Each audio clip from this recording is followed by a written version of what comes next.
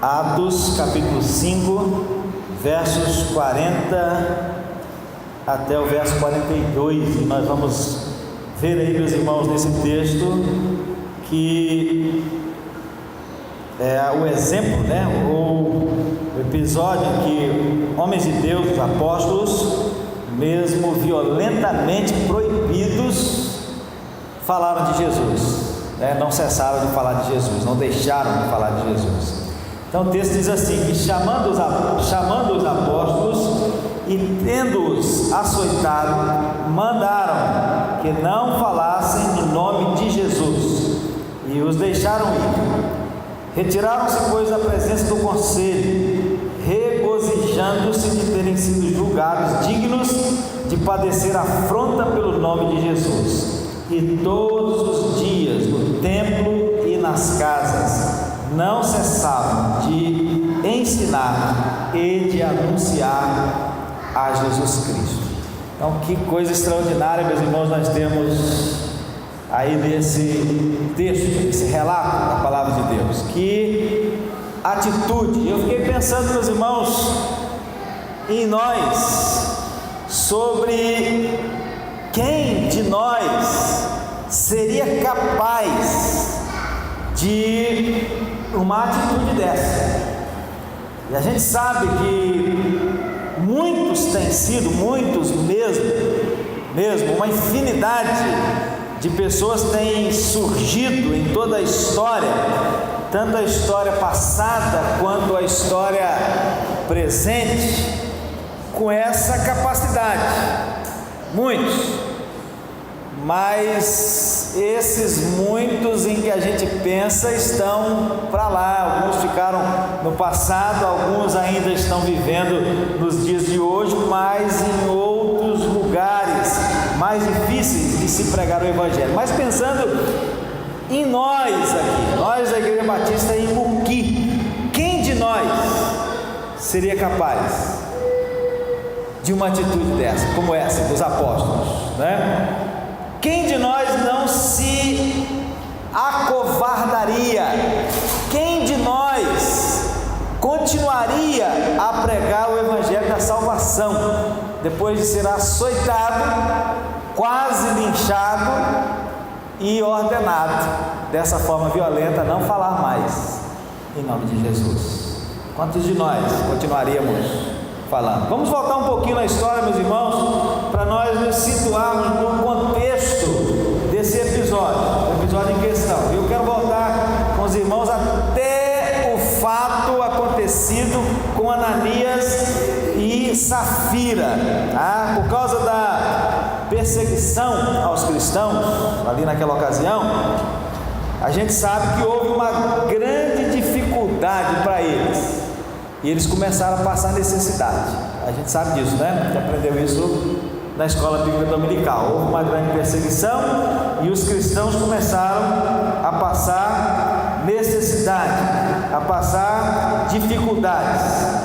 E então os crentes de Jerusalém, diante dessa dificuldade, começaram a repartir as suas posses. Aí eu quero que os irmãos prestem bastante atenção no que diz a palavra de Deus.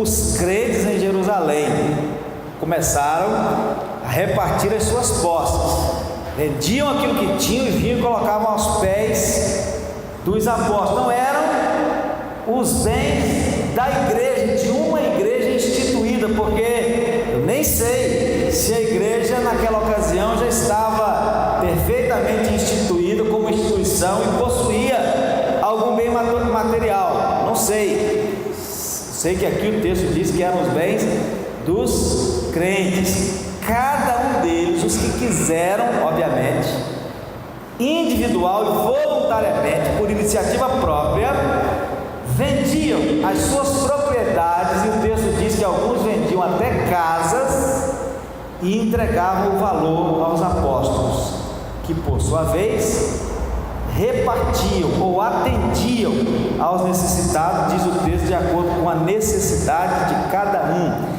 não indiscriminadamente, não desordenadamente, mas organizadamente e de acordo com a necessidade de cada um. E nesse contexto, entra na história o casal, Ananias e Safira, porque eles venderam uma propriedade e pagaram o valor aos apóstolos, porém não levaram todo o valor, mas mentiram, dizendo que ali estava todo o valor. Não era todo o valor, mas eles mentiram dizendo que estava todo o valor. A gente lê lá, a gente entende lá pela palavra dos apóstolos a eles, que eles não precisavam mentir. Na verdade, eles não precisavam nem participar daquela contribuição. Olha, retendo não ficava para vós, a questão ali era mentir, mas por alguma razão eles participaram e por alguma outra razão eles mentiram. E a mentira foi considerada como mentira não aos apóstolos, mas ao próprio Deus, na pessoa do Espírito Santo. Por essa causa eles caíram mortos.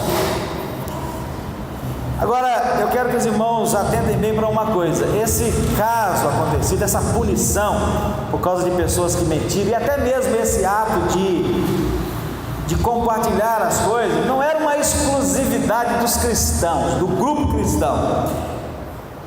Havia outros grupos também que faziam isso, e a punição por mentir também não foi uma exclusividade dos cristãos, era algo comum. E outros grupos que semelhantemente compartilhavam os bens, havia também uma espécie de punição. E segundo os manuscritos do Mar Morto, a punição era a seguinte: a pessoa que mentia, então tinha aquele grupo, eles estavam passando por um momento de dificuldades, tinha aquele grupo específico de pessoas que faziam parte de uma determinada organização. Então naquela organização eles tinham lá a refeição comunitária, tinha algumas coisas lá que eles faziam, comungavam, das quais eles comungavam. E a punição, normalmente seria a exclusão daquela refeição comunitária por um ano, e a porção da comida era reduzida a 1/4. Então, se eles recebiam 1 quilo, por exemplo, passariam a receber 250 gramas. Mas aqui, meus irmãos, no caso dos cristãos, aqui foi diferente, foi mais severo. Aqui Deus, não os apóstolos, mas Deus executa uma sentença mais severa, uma sentença de morte. A mentira não foi mentira a homem, foi mentira ao próprio Deus, na pessoa do Espírito Santo. Então a sentença foi mais severa. Agora, diante desse acontecimento, o texto vai dizer para nós que houve um grande temor em toda a igreja. Não é para menos, Já pensou se alguém aqui comete um pecado e de repente esse pecado é revelado, a pessoa vem aqui na frente da igreja e fala: por causa desse pecado você vai cair morto. Cai morto, todo mundo que está cometendo o mesmo pecado não vai querer cometer, mas eu vou morrer também. Houve um temor muito grande, E além disso, meus irmãos, nós somos informados que a partir daí muitos sinais e prodígios começaram a ser feitos entre o povo pelas mãos dos apóstolos, e a igreja foi crescendo, foi tomando porte de uma grande multidão. Aí diante disso, desse crescimento da igreja, o que aconteceu? O que aconteceu foi que o sumo sacerdote e aqueles que estavam juntamente com ele se encheram de inveja. Exatamente isso que diz o texto. Eles se encheram de inveja, e por causa da inveja, então eles lançaram mão dos apóstolos e os prenderam numa prisão pública. Mas de noite, o texto vai mostrar para nós, um anjo do Senhor abriu a porta da prisão, tirou os apóstolos para fora e deixou perplexas as pessoas que no outro dia se reuniram para julgar os apóstolos. Por que eles ficaram perplexos? Porque eles foram lá para buscar os apóstolos e eles não estavam lá. Então eles disseram assim: olha, os homens que encerrastes na prisão não estão na prisão, eles estão lá no templo, ensinando o povo acerca de Jesus. Aí mandaram buscá-los e os repreenderam para que não falassem mais em nome de Jesus. E Pedro dá uma resposta diante dessa repreensão. Ele diz assim: olha, mais importa obedecer a Deus do que ressuscitou a Jesus, o qual vós matastes, suspendendo no madeiro. Deus, com a sua destra, o elevou a príncipe e salvador para dar a Israel o arrependimento e a remissão dos pecados. E nós somos testemunhas acerca dessas palavras, nós e o Espírito Santo que Deus deu àqueles que lhe obedecem. Aí, obviamente, né, as autoridades ficaram enfurecidas. Poxa vida, nós prendemos os camaradas saíram da prisão, já estavam lá no templo, mal saíram da prisão, já estavam lá no templo ensinando novamente acerca de Jesus. Nós os chamamos, nós os repreendemos para que eles não ensinem mais em nome de Jesus, e essa é a resposta que nós recebemos.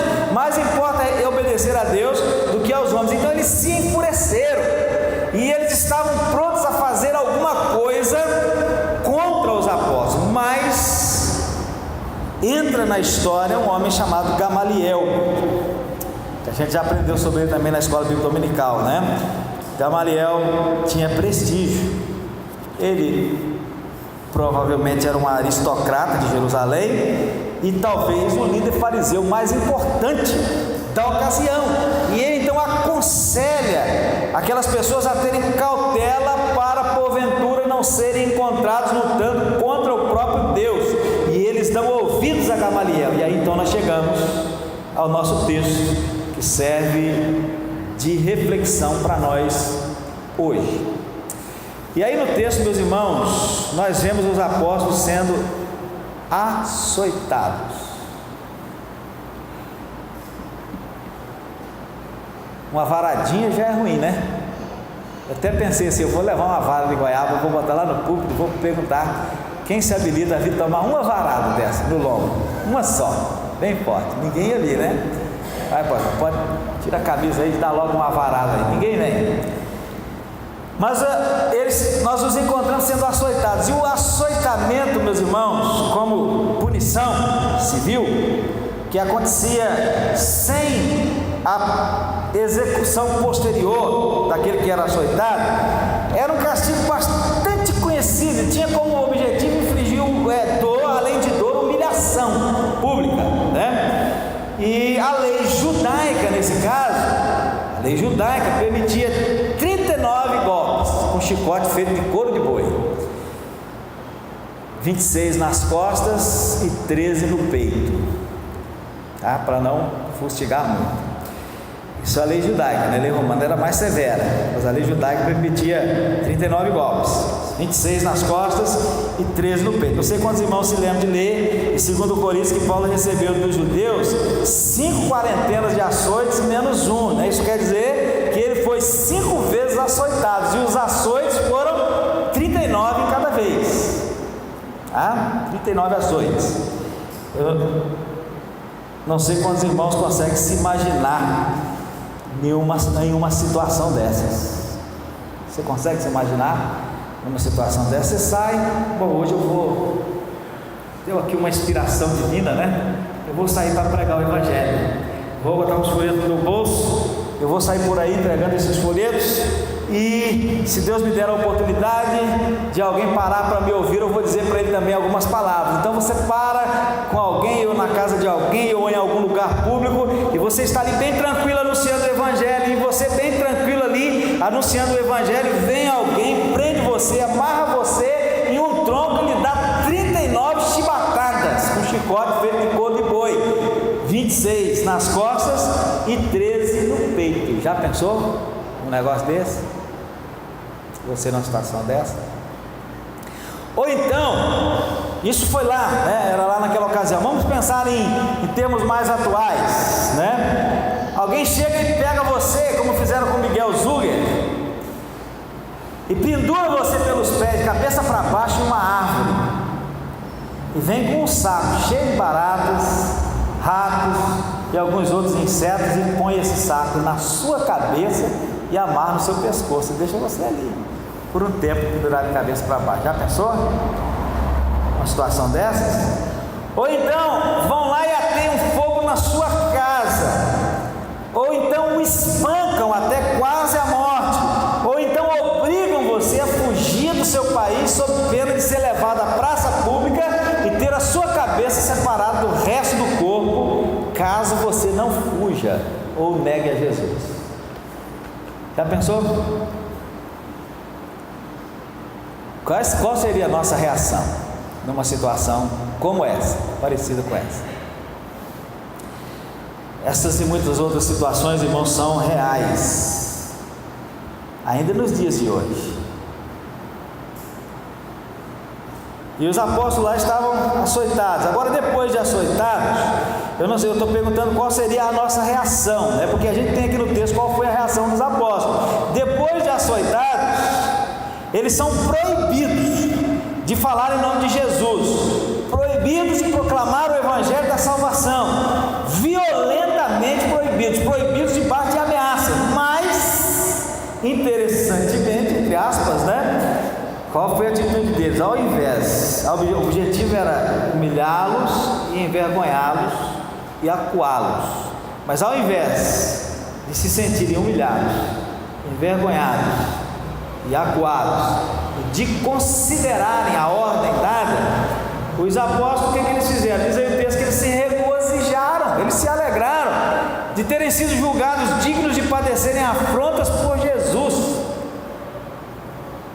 Eles não ficaram choramingando, eles não ficaram reclamando, eles não ficaram cheios de autopiedade, fazendo beiço, né? Não, diz o texto que eles se alegraram, se regozijaram por terem sido julgados dignos de padecerem essas afrontas por Jesus. E logo em seguida, meus irmãos, nós nos encontramos falando de Jesus todos os dias, no templo, nas casas. Prestem bem atenção nisso. Eles foram proibidos, violentamente proibidos, mas mesmo proibidos, logo depois eles estavam falando de Jesus. Quais dias? Todos os dias. Aonde? No templo. Mas aonde? Nas casas. Todos os dias falando de Jesus no templo e nas casas. Lembre-se, os irmãos, que eles foram açoitados, e eles só foram soltos por causa da intervenção de Gamaliel. É claro que a gente sabe que por trás da intervenção de Gamaliel estava a mão de Deus, mas humanamente falando, a intervenção de Gamaliel os salvou de algo ainda pior. Eles poderiam, por exemplo, terem sido entregues ao linchamento, uma espécie de linchamento que existia na época, que era chamado de linchamento legal. Determinadas coisas que aconteciam, a pessoa, essa era uma punição legal também, perfeitamente aplicável. Entregava, podia linchar, podia apedrejar, né? Até a morte. Então eles foram salvos por isso. Mas a despeito disso, eles são encontrados ali mesmo, em outro lugar não, ali mesmo, todos os dias, no templo e nas casas, falando de Jesus. Agora, deixando de lado, meus irmãos, os apóstolos, pouquinho, né, os apóstolos lá naquela ocasião, eu quero mostrar aqui algumas poucas, não dá para mostrar tudo, né? Mostrar não, falar para os irmãos de algumas coisas que estão acontecendo hoje com crentes em Jesus ao redor do mundo, só pelo fato de serem crentes em Jesus e de pregarem o Evangelho. Alguns poucos exemplos de crentes que, mesmo sofrendo, permanecem fiéis e continuam a dar testemunho de Jesus. Apenas alguns exemplos. Um deles, todos eles eu tirei lá de um site que trata disso, né? Dessas notícias. Tem Gospel Mais, tem o Portas Abertas, né? Que fala sobre a igreja sofredora.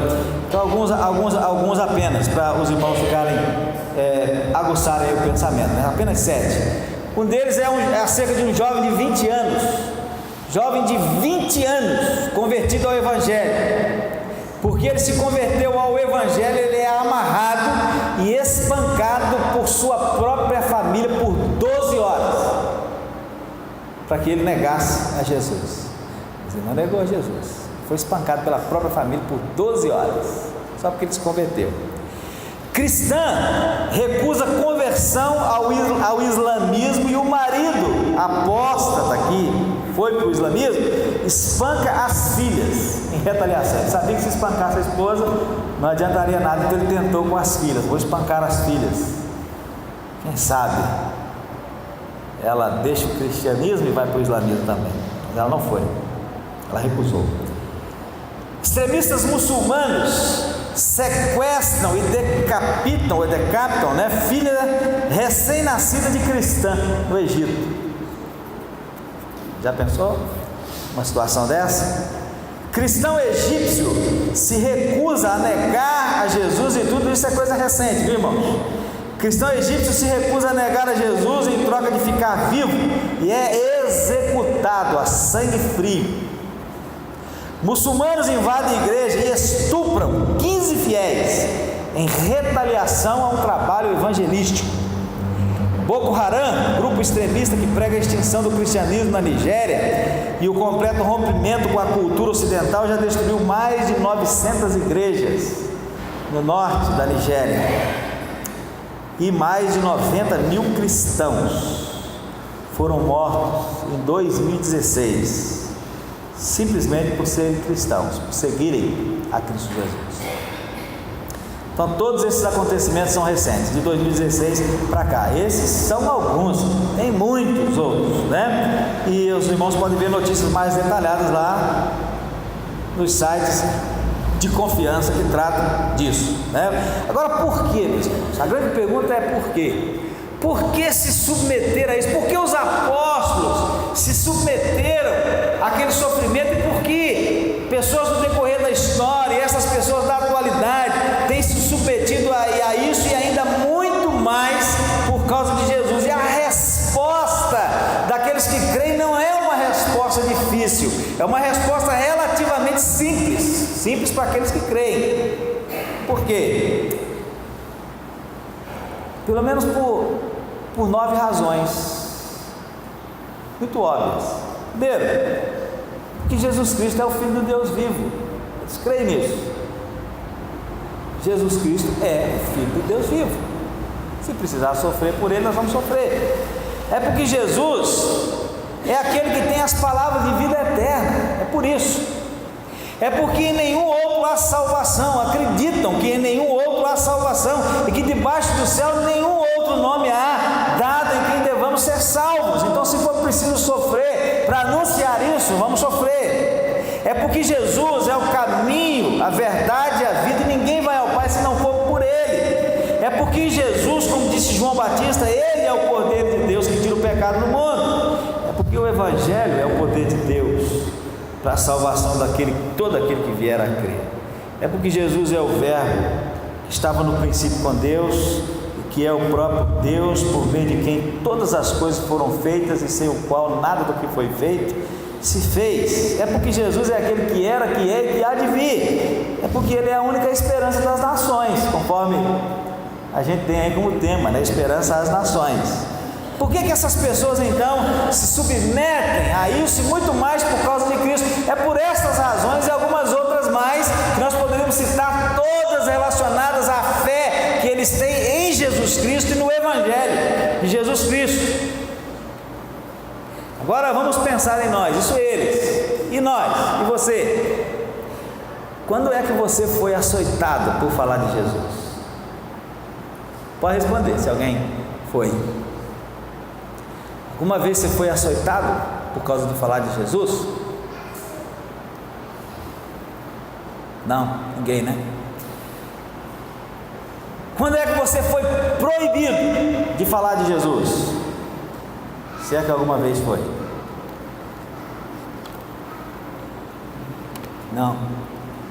Nós estamos no Brasil, né? Ninguém foi proibido de falar de Jesus, por enquanto. Nós no Brasil, meus irmãos, não somos ainda açoitados por falar de Jesus, pelo menos não legalmente. Às vezes escondido para lá, alguém pode ser, né? Em alguns lugares.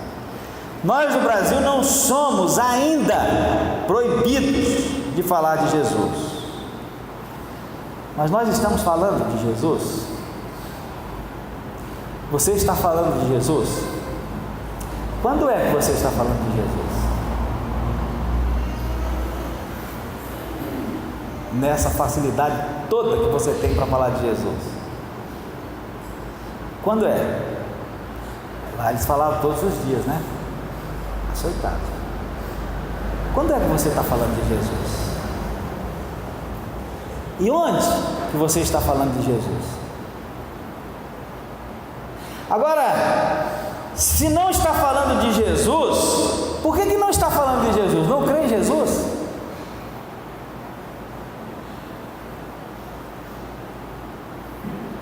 Não cremos em Jesus? Nós consideramos aqui que a causa de muitas pessoas, incluindo os apóstolos naquela ocasião, de se submeterem até ao sofrimento, alguns até à morte, mas pregarem o Evangelho da salvação de Cristo, era que eles criam naquilo que a Bíblia revela sobre Jesus e o Evangelho.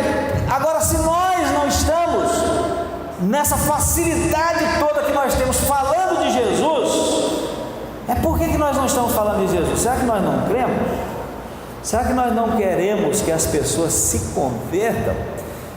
Está doido, pastor? Eu não sei se eu estou doido, eu sei que na Bíblia tem um caso assim, né? Jonas não queria que os ninivitas se convertessem, por isso não era nem para falar de Jesus, só lá para anunciar alguma coisa que Deus tinha mandado ele falar lá. Ele disse assim: eu não vou falar isso não, porque se eu falar eles vão se converter e Deus é misericordioso, vai ter misericórdia deles. Então Jonas não queria que eles se arrependessem. Será que nós não queremos que as pessoas se arrependam? Se convertam? Ou será que é porque nós estamos muito ocupados? Estamos ocupados demais, casando, bebendo, comendo, dando-se em casamento, vivendo a vida. Preguiça, será? Indiferença, medo, vergonha. Qual é o meu motivo? Qual é o seu motivo? Irmãos, sobre aquelas pessoas lá, e muitas outras, não estão narradas nas Escrituras, mas que a gente sabe pela história. Qual a situação deles? Açoitados, proibidos, violentamente proibidos, mas alegres, não por terem sido açoitados, mas pela razão pela qual eles foram açoitados, e falando de Jesus, mesmo violentamente proibidos, falando de Jesus todos os dias, nos templos e nas casas, onde Deus nos dava oportunidade. Será, meus irmãos, que isso diz alguma coisa para nós hoje? O que o Espírito de Deus fala ao nosso coração através de um relato como esse que nós encontramos nas Escrituras? Baixe sua cabeça, ore silenciosamente.